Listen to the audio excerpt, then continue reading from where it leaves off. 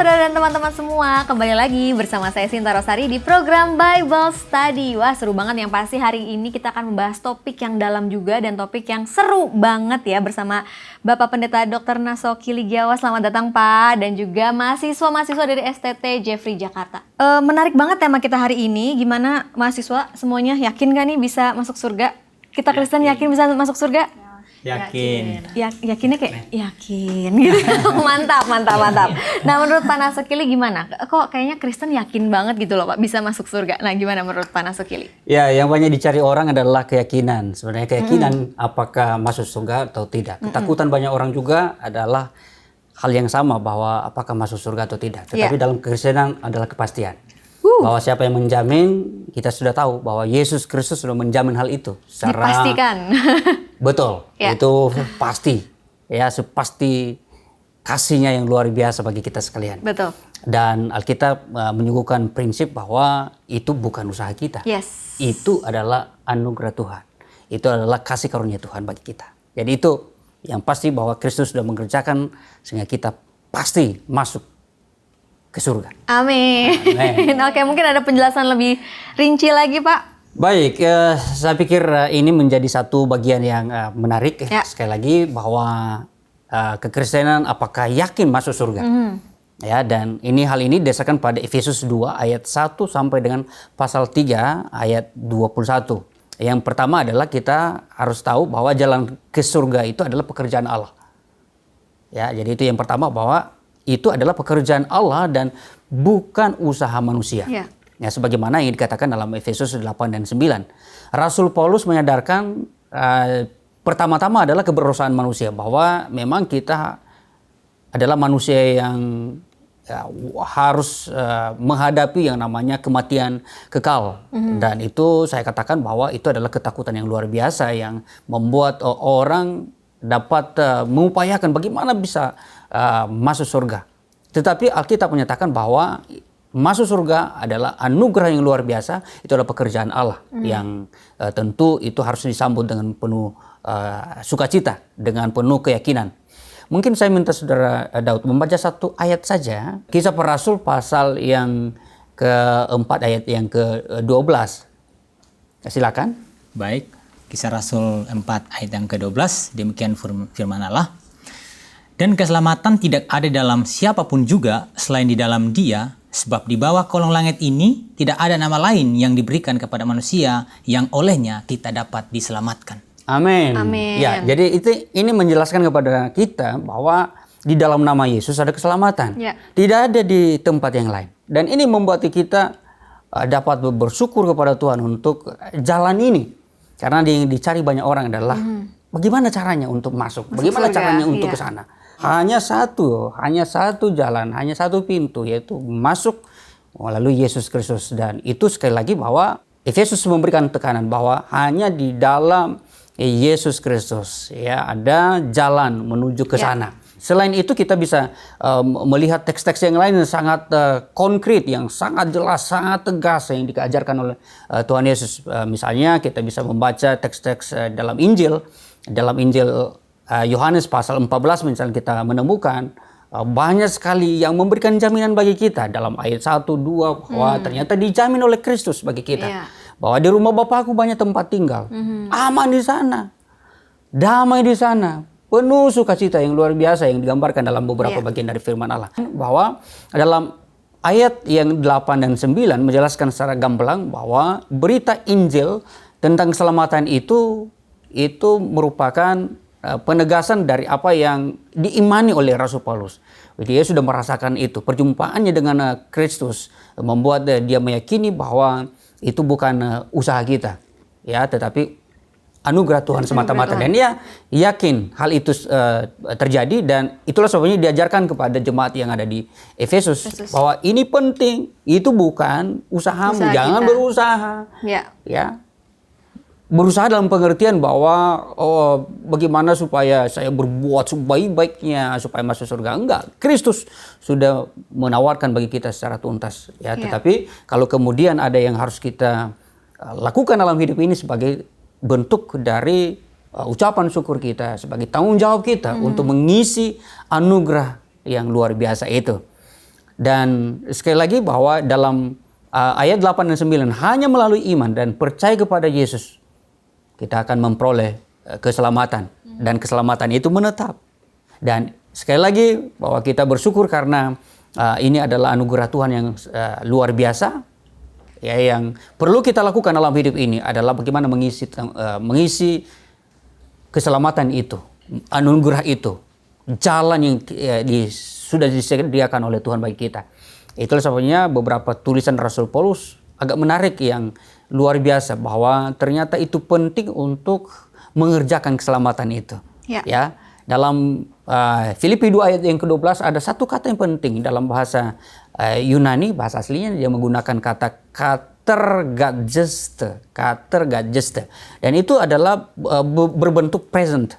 Present itu adalah melakukan pekerjaan atau memberikan yang terbaik untuk merespons anugerah itu adalah bukan besok, tetapi hari ini, present. Ya. Dan inilah yang dikatakan bahwa katergageste, bahwa itu harus kita lakukan kini. Dan kini, ya, dan ini berbentuk imperatif, bentuk yang diperintahkan untuk kita lakukan. Ya, jadi kita harus lakukan untuk yang terbaik, memberikan jawaban dari apa yang kita sudah terima dari Tuhan. Kemudian yang kedua adalah kawan sekerja, kawan sewarga, anggota keluarga Allah. Nah, melalui teks-teks dalam ayat yang ke-11, ayat ke-12. Nah, saya memperhatikan ini bagian ini adalah kita dapat melihat perbedaan menyolok antara warga kerajaan Allah dan warga yang belum menjadi warga kerajaan Allah. Dan Rasul Paulus melakukan komparasi itu secara luar biasa, bahwa ada orang yang hidup dalam kedagingan, yang hidup dalam ketidakbenaran, dan tentu itu bukan hal yang ditekankan oleh Rasul Paulus. Orang yang sudah ada di dalam kehidupan yang sudah dibaharui, yang sudah menjadi warga kerajaan Allah, itu memiliki pengharapan yang kekal, ya. Dan ini menjadi penting untuk kita lihat bagaimana menempatkan diri sebagai orang yang sungguh-sungguh sudah menerima keselamatan itu. Yang jauh, ya, jadi Rasul Paulus membandingkan yang jauh menjadi yang dekat. Yang tadinya kita jauh dari Tuhan menjadi dekat dengan Tuhan, yang memiliki relasi yang harmonis dengan Tuhan. Nah, itulah yang kita lakukan sebagai bentuk ucapan syukur kita atas anugerah yang bukan kekuatan kita, bukan usaha kita tadi, seperti yang dikatakan dalam ayat 8 dan 9.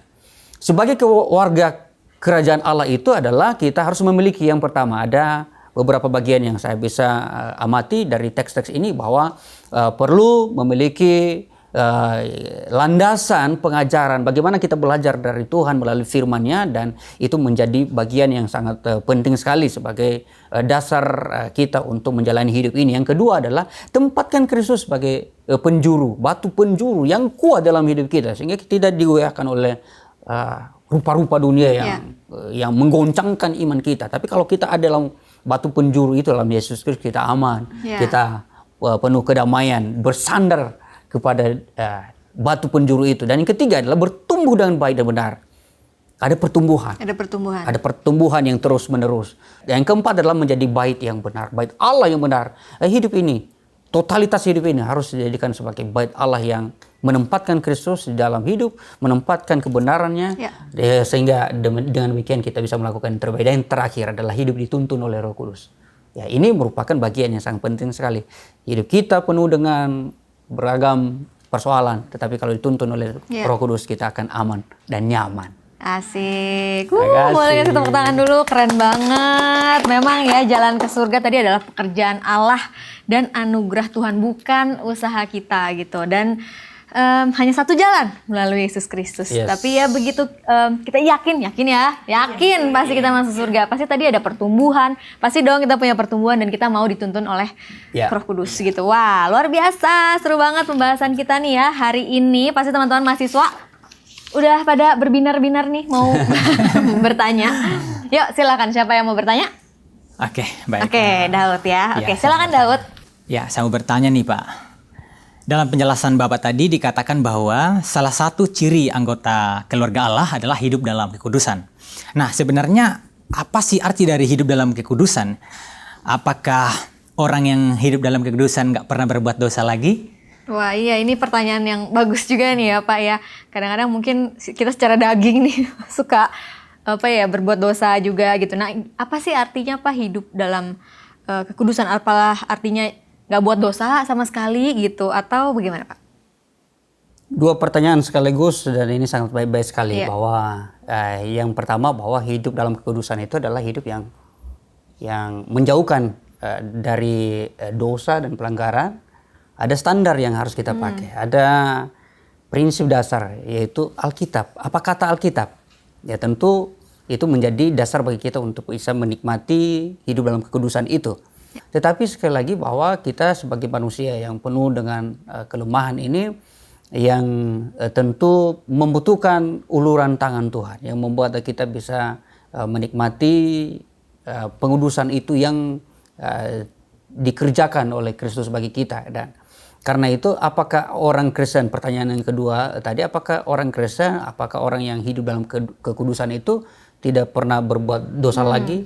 Potensi untuk berbuat salah itu pasti ada. Tetapi sekali lagi bahwa ketika kita percaya kepada Kristus, ya maka kita akan memenangkan pertarungan. Mungkin kalau bisa disimpulin ya memang kita mungkin manusia bisa jatuh dalam dosa, tapi ya kita jangan nyaman dalam dosa ya Pak ya. Kita terus bersama Kristus, kita terus mengejar yang namanya kebenaran, prinsip kebenaran tersebut gitu. Jadi jangan nyaman jadi sebuah pembenaran, tapi yuk kita terus kejar kebenaran gitu ya. Wow, seru sekali. Kayaknya tadi udah Daud udah gini-gini gitu ya Pak. Tapi perlu saya tambahkan satu lagi, ya, boleh, bahwa boleh. Alkitab sangat luar biasa. Saya diingatkan dalam Mazmur 119 ayat 9 dikatakan bahwa dengan cara apakah seorang muda di situ diterjemahkan dengan na'ar dalam bahasa asli, a young atau servant. Ya, a young tidak hanya muda tetapi pelayan. Yang bagaimana memelihara kekudusan hidupnya adalah menjaganya sesuai dengan firman Allah. Sekarang aku kayaknya nih Eva udah kode-kode nih dari tadi ya. Mau nanya nih, oke Pak, mau nanya apa Pak? Ya Pak, saya juga mau tanya dalam kitab Efesus pasal 2 ayat 8 sampai 9. Itu kan dikatakan di sana dan dijelaskan bahwa kita manusia ini diselamatkan hanya oleh karena iman, bukan karena usaha atau perbuatan baik kita. Lalu bagaimana dengan Yakobus 2 ayat 26? Di sana juga mengatakan bahwa iman tanpa perbuatan adalah mati. Apakah kedua ayat ini bertentangan, Pak? Wah, ini pertanyaan Eva seru banget nih. Ini banyak ditanyain juga nih ya. Di Efesus 2 ayat 8 sampai 9 dijelaskan kita ini diselamatkan hanya oleh iman. Tapi di Yakobus 2 ayat 26 mengatakan bahwa iman tanpa perbuatan adalah mati. Ini sepertinya bertentangan nih Pak Nasokili. Tapi dijawabnya nanti aja setelah part 2 ya, sahabat Bible Study. Kita akan jawab ini setelah nanti di part 2. So, jangan kemana-mana. Sampai jumpa. Tuhan Yesus memberkati.